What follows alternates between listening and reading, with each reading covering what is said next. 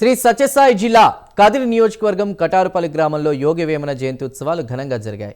MLA Kandikunta Venkata Prasad ఆధ్వర్యంలో వేడుకలు నిర్వహించారు.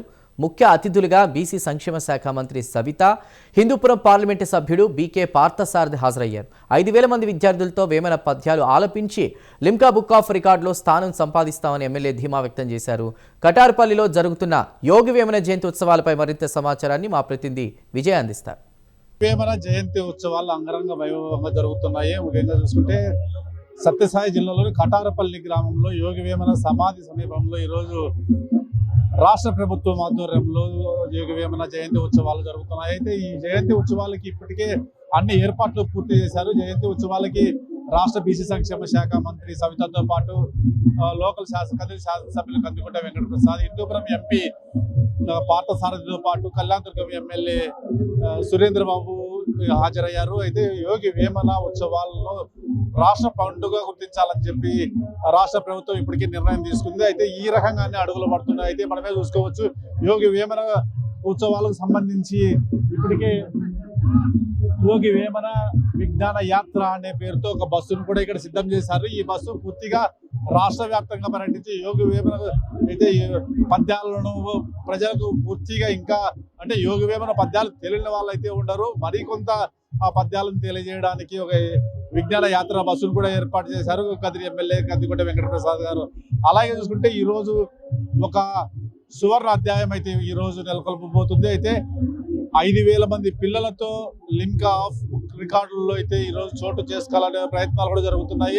అయితే యోగి వేమన పద్యాలను 5,000 మంది పిల్లలతో ఈరోజు పాటించనున్నారు. ఇది ఒక లిమ్కా బుక్ రికార్డులో చోటు చేసుకుంది. అయితే ఇప్పటికే యోగి వేమన సమాధి వద్ద చాలా మంది ఇప్పటికే దర్శించుకున్న సంఘటనలు వస్తున్నాయి. ఇప్పటికే మంత్రులు, ఎమ్మెల్యేలు యోగి వేమన సమాధిని కూడా దర్శించుకున్నారు.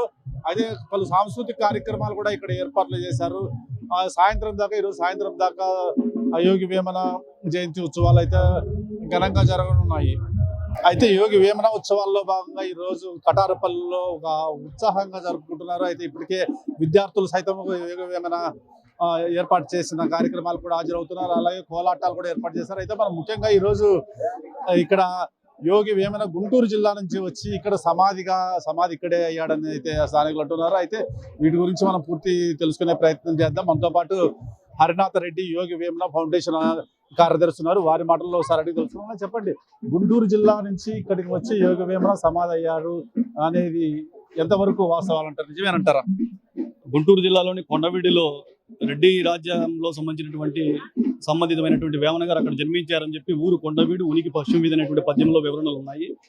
ఆ తర్వాత కటారపల్లికి వచ్చి ఇక్కడే సమాధి అయ్యారని చెప్పి మనకి చారిత్రకంగా అనేక ఆధారాలు తెలుస్తూ ఉన్నాయి.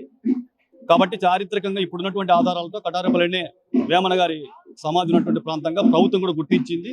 దీనికి సంబంధించి పెద్ద ఉత్సవాలు కూడా 1984-85 ప్రాంతాల్లో అప్పటి రాష్ట్ర ప్రభుత్వం కూడా చేపట్టింది. ఈరోజు ఇక్కడ రాష్ట్ర ప్రభుత్వం వేమన జయంతి సందర్భంగా కటారపల్లిలో రాష్ట్ర స్థాయి ఉత్సవాన్ని ఏర్పాటు చేశారు.